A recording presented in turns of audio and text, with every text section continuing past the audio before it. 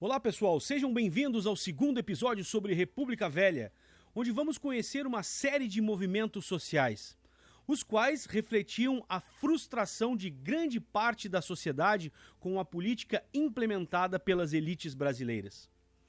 Por meio desses movimentos, camponeses, operários, marinheiros e pobres em geral expressavam suas reivindicações, normalmente associadas às precárias condições de vida e de trabalho. No campo, também houve significativos movimentos, os quais nasceram como forma de resistência à opressão das populações mais humildes. Nas 3 primeiras décadas da República, o Brasil era um país tipicamente agrário.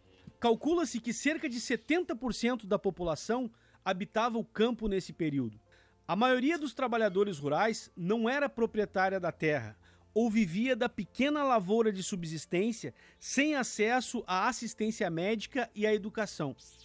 Esse cenário desfavorável contribuiu de forma significativa para a eclosão de agitações sociais na zona rural. No meu humilde ponto de vista, o mais significativo e emblemático movimento rural foi o de Canudos, onde as oligarquias e o exército brasileiro protagonizaram um dos episódios mais hediondos e covardes da história do Brasil. Vamos aos fatos. O beato Antônio Vicente Mendes Maciel, mais conhecido como Antônio Conselheiro, nasceu em Quixeramobim, no Ceará, em 1830. Conselheiro foi comerciante, caixeiro e escrivão. Abandonado pela esposa, decidiu sair pelo sertão como pregador. Em meados de 1874, já caminhava pelo interior acompanhado de alguns fiéis e, nos 10 anos seguintes, percorreu os sertões do Ceará, Pernambuco, Sergipe e Bahia, construindo e reformando capelas, igrejas e cemitérios. Em 1893, Conselheiro e seus seguidores fixaram-se nos arredores da Fazenda Canudos, próxima ao rio Vaza Barris, no interior da Bahia. Nesse lugar fundaram o Arraial do Belo Monte, formado por casas construídas em regime de mutirão, em que os moradores dividiam os frutos do trabalho na terra e amparavam idosos e doentes. O povoado atraiu muita gente. Estima-se que a população do núcleo chegou a atingir 30 mil pessoas. Movidas por forte misticismo, essas pessoas acreditavam que Conselheiro era um enviado divino que lhes traria paz, fartura e felicidade. A comunidade de Canudos praticava a agricultura, o artesanato e a criação de animais. O excedente da produção era vendido nos municípios vizinhos. No Arraial havia 2 escolas, lojas, oficinas e diversas moradias. A administração era de competência de conselheiro e de 12 chefes que cuidavam das finanças, das construções, dos registros de nascimento, entre outras atividades. Gente, o negócio era tão bacana que não havia polícia e nem impostos. Imaginem isso. Era o paraíso na terra para as pessoas miseráveis, as quais estavam acostumadas a serem maltratadas e exploradas o tempo inteiro. Se está bom para os pobres, obviamente que está muito ruim para os ricos. Pois então, aos olhos dos fazendeiros, do governo e do clero, a comunidade de Canudos era uma ameaça. Os fazendeiros temiam perder mão de obra.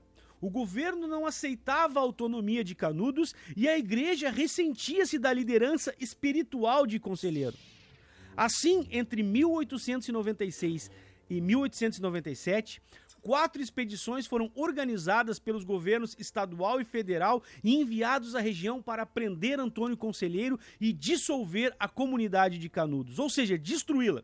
As 3 primeiras tentativas falharam, pois os sertanejos mostraram grande habilidade e resistência militar, debelando as tropas com ataques inesperados. A repercussão da 3ª derrota foi enorme, e não tardou para que a imprensa e políticos atribuíssem a Antônio Conselheiro a intenção de restaurar a monarquia, representando uma ameaça de fato à República. Foi nesse clima de franca hostilidade que, em 1897, o governo federal organizou uma nova expedição para destruir o arraial. Cerca de 7.000 soldados com 18 canhões investiram contra Canudos. Os combates iniciaram-se em junho e em outubro, quando ocorreu a ofensiva final contra Canudos, praticamente toda a população local havia sido exterminada. Os poucos sobreviventes foram feitos prisioneiros. Em 1897, o engenheiro e escritor Euclides da Cunha foi enviado à região pelo jornal O Estado de São Paulo para cobrir os acontecimentos na região. Com base nessa experiência, ele escreveu a obra Os Sertões, publicada em 1902. Livro que descreve muito bem a covardia e a mortandade impostas pelas oligarquias e o exército brasileiro a sertanejos humildes que apenas desejavam um pouco de paz e dignidade para viver nesse país tão desigual chamado Brasil. Mas aqui no Sul também vamos ter nosso exemplo fidedigno de covardia.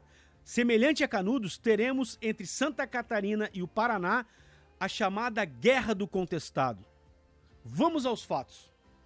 Localizada entre Santa Catarina e Paraná, a região do Contestado, no início da República, abrigava uma vasta região de araucárias e campos naturais, além de extensa plantação de erva mate. A região disputada pelos dois estados passou a atrair a atenção dos fazendeiros, especuladores e companhias madeireiras, interessados em aumentar suas propriedades e em explorar madeira. Com isso, os poceiros locais passaram a ser expulsos das terras. A situação agravou-se com a construção de um trecho da estrada de ferro São Paulo-Rio Grande do Sul. No final da obra, grande parte dos trabalhadores contratados pretendia permanecer na região.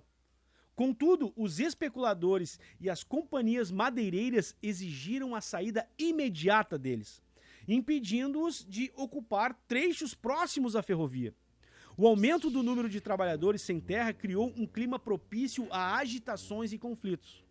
Foi nesse contexto que se destacou a figura de Miguel Lucena Boaventura, um ex-soldado do exército que se fazia chamar de monge, José Maria Beato e Curandeiro. José Maria fundou no centro-sul de Santa Catarina uma comunidade religiosa semelhante a Canudos, a qual deu o nome de Monarquia Celeste. Nela, ele ajudava os caboclos, pregava uma sociedade igualitária e resistia contra aqueles que pretendiam expulsar a população local. Com medo de que a comunidade se fortalecesse e uma revolta como a de Canudos explodisse, o governo local decidiu atacar o povoado. Os primeiros choques armados entre a milícia celeste dos caboclos e a força enviada pelo governo, formada por jagunços contratados por empresas, policiais e soldados do exército, ocorreu em 1912. A Irmandade Cabocla resistiu até 1916, quando o general Setembrino de Carvalho, à frente de 7.000 soldados e com o apoio da artilharia e da aviação, forçou os sobreviventes a se renderem. Acorda, Maria bonita, levanta, vai fazer o café, e o dia já vem raiando e a polícia já está em pé. Vamos falar um pouquinho agora do cangaço. O movimento conhecido como cangaço teve início no final do século XIX, no sertão nordestino, estendendo-se até meados da década de 1940. Os cangaceiros integravam grupos armados que sobreviviam por meio de saques e pilhagens. Os primeiros bandos de cangaceiros eram contratados por coronéis para defender seus interesses. Agiam muitas vezes em conflitos que envolviam brigas entre famílias ou entre as oligarquias locais. No final do século XIX, formaram-se os bandos de cangaceiros independentes, que não se subordinavam a chefes locais. Eles eram perseguidos pelas patrulhas volantes das polícias estaduais que agiam com brutalidade. O bando mais conhecido foi o de Virgulino Ferreira da Silva, o Lampião. Ele e sua companheira Maria Bonita e outros cangaceiros morreram numa emboscada em 1938, no interior de Sergipe. O cangaço perdeu força na década seguinte, quando o governo federal organizou a repressão com mais eficiência. Além disso, o crescimento das indústrias no Sudeste passou a atrair os sertanejos, que foram para a região deixando de ver no cangaço um meio de sobrevivência. Alguns historiadores acreditam que o cangaço foi uma forma de resistência diante dos problemas sociais e políticos existentes no sertão nordestino, como a fome, a seca e o poder dos coronéis. Para outros, porém, os cangaceiros eram criminosos e não se preocupavam em transformar a realidade local. Esse movimento foi também chamado por muitos estudiosos de banditismo social. No humilde ponto de vista desse que vos fala, eram apenas pessoas querendo sobreviver a um Brasil hostil aos humildes, que sem educação, saúde, segurança e, sobretudo, subjugados e explorados pelas oligarquias, ou seja, pelos ricos, viram no cangaço uma alternativa de sobrevivência. Heróis, bandidos, para mim, sobreviventes.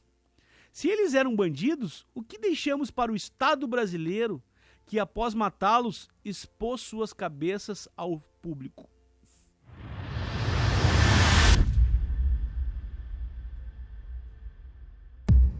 Nas cidades, a insatisfação, ela também vai mostrar sua cara, gente, através de movimentos urbanos, onde o desenvolvimento industrial foi acompanhado pelo processo de crescimento das cidades, principalmente no sul e no sudeste do Brasil, que se expandiram sem planejamento e sem políticas públicas de saúde e habitação. Além disso, a modernização ocorrida nos grandes centros urbanos entre o fim do século XIX e o início do XX não beneficiou todas as regiões e camadas sociais da mesma maneira. Muitos indivíduos pobres viram-se desalojados de suas habitações, pressionados pelo desemprego, pelas péssimas condições de vida e pelos baixos salários. Esse contexto propiciou a formação de uma série de revoltas urbanas no país, como é o caso da Revolta da Vacina em 1904. Durante a presidência de Rodrigues Alves, que durou entre 1902 e 1906, o saneamento e a modernização do Rio de Janeiro tornaram-se prioridades. Nessa época, os serviços públicos urbanos eram precários. A falta de tratamento de água e esgoto, por exemplo, agravava as péssimas condições de higiene, contribuindo para a disseminação de doenças e epidemias. Com o objetivo de modernizar a cidade e melhorar a imagem da capital federal no exterior, foram derrubados casebres e cortiços para abrir avenidas, expulsando parte da população, que se mudou para os morros. Além disso, praças, cemitérios e canais de drenagem foram reformados e visitas domiciliares de agentes sanitaristas foram instituídas para remover tudo o que fosse considerado prejudicial à higiene e à saúde. A tarefa de combater as epidemias foi entregue ao médico sanitarista Oswaldo Cruz, que adotou uma série de medidas de higiene pública para combater a febre amarela, a peste bubônica e a varíola. Em 1904, a aprovação do projeto de vacinação obrigatória contra a varíola para os brasileiros com mais de 6 meses de idade foi o estopim para a eclosão, em novembro daquele ano, de uma rebelião popular que ficou conhecida como Revolta da Vacina. Durante mais de uma semana, a população organizou barricadas, destruiu trilhos e bondes e entrou em conflito com a polícia. Depois de retomar o controle da cidade, o governo não apenas prendeu, como também deportou muitos rebeldes. De acordo com a análise de alguns historiadores, a forma como a vacinação foi realizada, com brigadas sanitárias que invadiram residências e forçavam a aplicação da vacina, e a falta de iniciativa do governo em esclarecer para a população a importância desse tipo de medida preventiva, foram fatores essenciais para a eclosão da revolta. Faltou o bom senso do governo para variar, como em muitos casos, aliás, ao longo da história do Brasil. Outro movimento importante e de grande valor aos revoltosos e repugnante ao Estado brasileiro, especialmente à Marinha do Brasil, foi a Revolta da Chibata de 1910. Vejam se eu não tenho razão. No início do século XX, no Brasil, os marinheiros da baixa patente recebiam parcos soldos, submetiam-se a uma exaustiva jornada de trabalho, eram mal alimentados e recebiam castigos corporais por desobediência ao regulamento da Marinha. ou seja, uma penalidade. Uma penalidade que tinha sido abolida desde a proclamação da República, mas na prática continuava a vigorar na frota de guerra do país. Os marinheiros eram, na maioria, negros e mestiços, geralmente recrutados à força e pressionados pela família a ingressar nas Forças Armadas. O governo incentivava esse tipo de atitude, oferecendo o pagamento de prêmios a famílias ou aos responsáveis pelos futuros marinheiros. Havia também gratificações àqueles que se voluntariassem a ingressar na Marinha. Mas esses casos eram muito raros. Diante dessa situação, em 1910, os marinheiros dos encouraçados Minas Gerais, São Paulo, Bahia e Deodoro, no Rio de Janeiro, liderados pelo gaúcho João Cândido Felisberto, mais conhecido como Almirante Negro, revoltaram-se. O estopim da revolta foi a punição do marinheiro Marcelino, que, pasmem, recebeu 250 chibatadas na frente de seus colegas, porque se envolveu em uma briga com um cabo da Marinha. Na época, o escritor Oswald de Andrade relatou o início da revolta, que é mais ou menos assim: e vi imediatamente na Bahia, frente a mim, navios de guerra, todos de aço, que se dirigiam em fila para a saída do porto. Reconheci o encouraçado Minas Gerais, que abria a marcha. Seguiam-no o São Paulo e mais outro, e todos ostentavam, numa verga do mastro dianteiro, uma pequenina bandeira triangular vermelha. Eu estava diante da Revolução. De repente vi acender-se um ponto no costado do Minas e um estrondo ecoou perto de mim, acordando a cidade. Novo ponto de fogo, novo estrondo. Meus olhos faziam linha reta com a boca de fogo que atirava. Era contra a chibata e a carne podre que se levantavam os soldados do mar. Reivindicando o fim dos castigos corporais, o direito a folgas semanais e melhores soldos, os marinheiros revoltosos enviaram um telegrama ao então presidente da República, Hermes da Fonseca, comunicando a decisão de bombardear a cidade do Rio de Janeiro caso suas solicitações não fossem atendidas. A revolta recebeu o apoio de deputados da oposição que pressionaram o governo federal a ceder às exigências dos marinheiros. O Congresso votou o fim dos castigos corporais na Marinha e anistiou os participantes da revolta. Mas Brasil é Brasil. Após a rebelião, o governo descumpriu o acordo de anistia e passou a perseguir e prender os marujos. O líder João Cândido, por exemplo, foi julgado em 1912 e inocentado, mas acabou expulso da Marinha, sendo que alguns foram assassinados. Mas isso eu deixo para vocês pesquisar. Quer moleza? Vai comer uma sopa de minhoca, gente. Movimento Operário, Trabalhadores do Mundo, univos. A Constituição de 1891, obviamente, deu pouca atenção às questões sociais. Por isso, as relações de trabalho nas cidades brasileiras eram definidas pela emergente burguesia industrial, mercantil e financeira. Com o objetivo de reivindicar melhores salários, redução da jornada de trabalho, assistência ao trabalhador doente ou acidentado e regulamentação do trabalho feminino e infantil. Os trabalhadores fundaram as ligas operárias e as sociedades de resistência. Mais tarde, organizaram sindicatos, primeiramente por ofício e depois por atividade econômica, que atuavam por meio de greves e manifestações. O anarquismo foi a mais importante ideologia seguida por parte do movimento operário no Brasil, que foi no início da República. Além de fundar ligas de resistência e sindicatos, os militantes anarquistas organizavam greves para reivindicar conquistas econômicas imediatas, o reconhecimento dos direitos trabalhistas e sindicais e a criação de uma legislação previdenciária. A greve também servia como um importante instrumento para fortalecer a solidariedade entre os trabalhadores. A maior mobilização do proletariado brasileiro no período ocorreu durante a Greve Geral de julho de 1917.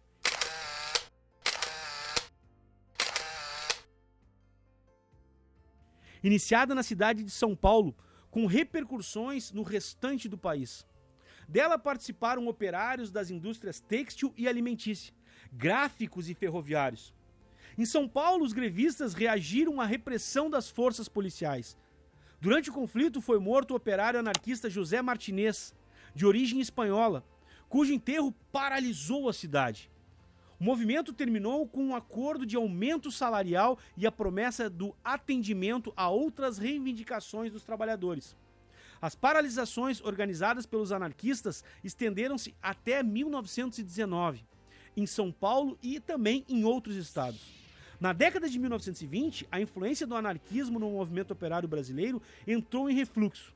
A vitória da Revolução de Outubro e a constituição do primeiro Estado socialista da história, na Rússia, impulsionaram a formação de partidos comunistas em todo o mundo. No Brasil, em 1922, foi fundado o Partido Comunista do Brasil, que logo influenciou o operariado e conquistou filiados em todo o país. Mulheres, a emancipação feminina. Nos jornais libertários, eram comuns artigos que criticavam a situação das mulheres brasileiras de todas as classes sociais em uma sociedade dominada pelo poder masculino. Nesses artigos, reivindicavam-se principalmente o acesso das mulheres à educação formal, pois se acreditava que essa era a principal arma da luta feminina para mudar sua realidade. Estudar é sempre um ato revolucionário. Fica a dica. Em 1922, foi organizada a primeira Conferência para o Progresso Feminino, na cidade do Rio de Janeiro, onde foram discutidos diversos temas relacionados às lutas das mulheres, como o trabalho feminino nas fábricas, a instrução das mulheres e a proteção das grávidas. Com o tempo, o discurso pela emancipação feminina assumiu novas frentes, reivindicando também o direito da mulher de votar e ser votada. Esse é um dos mais significativos exemplos. Fato esse que só foi consolidado na década de 30, a partir da Constituição, de 1934. Vejam que a luta das mulheres foi bem longa. Agora, vamos falar do tenentismo, que eu considero, digamos, a gênese da Revolução de 1930, ou parte dela, pelo menos, a qual foi um conjunto de movimentos militares que se destacou na cena política brasileira nas décadas de 1920 e 1930. Liderado por jovens oficiais do Exército, entre os quais Luiz Carlos Prestes, Juarez Távora, Eduardo Gomes, Siqueira Campos, Cordeiro de Farias e Juracy Magalhães, o movimento expressou o inconformismo político dos setores médios urbanos contra a ordem oligárquica estabelecida. Paralelamente, trouxe à superfície a revolta da corporação militar contra os baixos salários e sua marginalização política. Os tenentes também exigiam o voto secreto e o fim da corrupção, além de assumir um programa explicitamente contrário à democracia liberal ao defender a instalação de um governo forte e centralizado, capaz de promover o desenvolvimento econômico e a moralização política do país. A insatisfação militar começou a vir à tona em 1921, ano de mobilizações políticas para a eleição presidencial de 1922. Em oposição ao candidato mineiro Arthur Bernardes, do esquema, aquele do café com leite, as oligarquias de alguns estados dissidentes apoiaram o fluminense Nilo Peçanha, para concorrer, obviamente, à presidência. A união das oligarquias do Rio de Janeiro, Rio Grande do Sul, Bahia, Pernambuco e Distrito Federal ficou conhecida como Reação Republicana. Como era previsível, o candidato do governo venceu as eleições. A derrota motivou uma conspiração liderada pelos militares opositores à política do café com leite para impedir a posse do Arthur Bernardes. O levante mais significativo foi a revolta dos 18 do Forte de Copacabana, em 5 de julho de 1922. Outras rebeliões tenentistas ocorreram no Rio Grande do Sul, em 1923 e em São Paulo em 1924. Durante esses movimentos, os tenentes reformularam suas propostas, transformando-as em apelos mais concretos e próximos dos grupos urbanos. Com isso, o tenentismo conquistou a simpatia popular nas classes médias e nas grandes cidades. Vamos aos fatos. Depois de rebeliões tenentistas fracassadas em São Paulo e no Rio Grande do Sul, os participantes do movimento nesses dois estados uniram suas forças e formaram a Coluna Prestes, que ocorreu entre 1924 e 1927 e que era um destacamento de militares e civis que percorreu mais de 24 mil quilômetros do território brasileiro, entre o norte e o sul do país, escapando de sucessivos cercos policiais e das tropas estaduais e federais. Sob a liderança de Luiz Carlos Prestes, a coluna propagava a instituição do voto secreto e o combate à corrupção e mobilizava os brasileiros contra o sistema político das oligarquias.